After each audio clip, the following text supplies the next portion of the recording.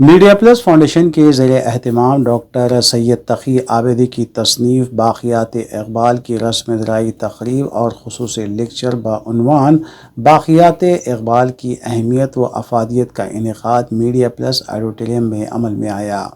اس تقریب کی صدارت ضیاء الدین نیر صدر اقبال اکیڈمی نے کی، جبکہ مہمانان کے طور پر سید احمد ضیاء الدین، عبدالرحمن سلیم آرکیٹیکٹ، پروفیسر خواجہ ناصر الدین اور ڈاکٹر جاوید کمال کے علاوہ افتخار شریف نے شرکت کی اور خطاب کیا۔ عبدالرحمن سلیم نے اقبال کا فلسفہ خودی پر اپنا پرمغز مضمون پیش کیا، جبکہ ڈاکٹر سید تقی عابدی نے اپنی تصنیف پر روشنی ڈالی۔ ڈاکٹر محمد عبدالرشید جنید نے مہمان و شرکا کا خیر مقدم کیا، جبکہ کنوینر سید خالد شہباز نے تقریب کی کارروائی چلائی۔ اس کے جواب میں صرف ایک لفظ خودی کہہ سکتے ہیں، اس لیے کہ یہی خودی ان کی فکر و نظر کے جملہ مباحث کا محور ہے، اور انہوں نے اپنے پیغام فلسفہ حیات کو اسی سے موسوم کیا ہے۔ خودی کیا ہے؟ راز درون حیات۔ خودی کیا ہے؟ بیداری کائنات۔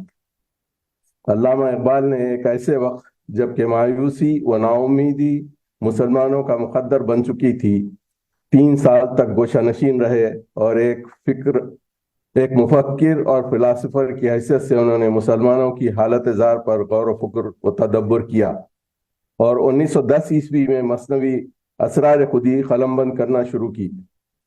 یہ جو باقیات اقبال آپ کی خدمت میں 850 صفحے کی کتاب موجود ہے، یہ پہلی باقیات نہیں ہے۔ یہ تقی عابدی نے 9ویں باقیات اردو ادب میں پیش کی ہے۔ 1951 میں سب سے پہلے انور حارث نے 60 صفحے کی ایک باقیات دی۔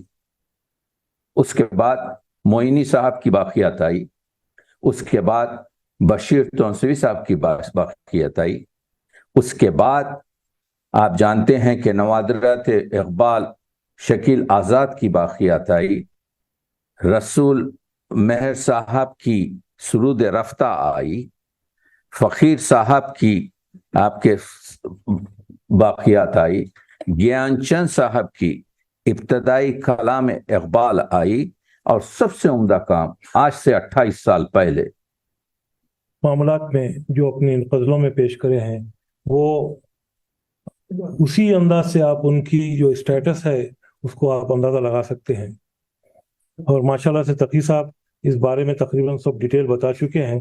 جو تقی صاحب کی اسٹڈی ہے، آپ علامہ اقبال کو پڑھے ہیں، جانے ہیں، اور نوجوان نسلوں میں وہ بتانا چاہ رہے ہیں کہ علامہ اقبال کون تھے، ان کی شاعری کیسی تھی۔ تو الحمدللہ وہ مکمل ابھی چل رہا ہے آپ کا رجحان اس طرف، تو ہم سب مبارکباد دیتے ہیں ڈاکٹر تقی عابدی صاحب کو، اور میں بہت بہت شکریہ ادا کرتا ہوں ڈاکٹر فاضل حسین پرویز صاحب کا، جس نے میں اپنی بات مختصر کرتا ہوں کیونکہ بہت کچھ آپ سن چکے ہیں۔ اس کے بعد ہماری تقریر بالکل پھیکی لگے گی آپ کو۔ میں فنون لطیفہ جو علامہ اقبال کی نظم ہے وہ مجھے بہت پسند ہے، اس کے 2 شعر میں کہہ کر اپنی بات ختم کروں گا۔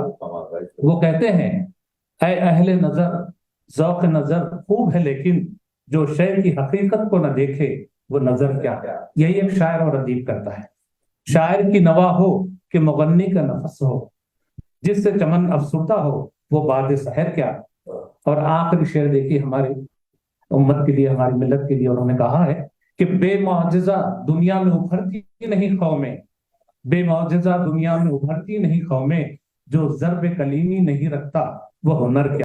ابھی علامہ اقبال کی نعتوں سے متعلق جو بات کہی گئی، اہم ترین اور جامع ترین نعت، حالانکہ جو ابھی تو میں بھائی تقی عابدی صاحب سے سوال کروں گا کہ اقبال نے خود کیا کہا ہے ان متروکہ کلام کے بارے میں، وہ کیوں نہیں دینا چاہتے تھے اقوام کو اور قوموں کو، وہ کیوں چاہتے تھے کہ ادبیات کے لوگ اس کو جو ہے ہو سکتا ہے کہ اس کے لیے کوئی خاص معیار مقرر ہو کہ وہ لوگ ہی اس بات کو سمجھ سکتے ہوں. یونیورسٹی کالج کے اساتذہ نے آج تک اس قسم کی کوئی گفتگو برسوں میں ہمارے سامنے نہیں کی ہے.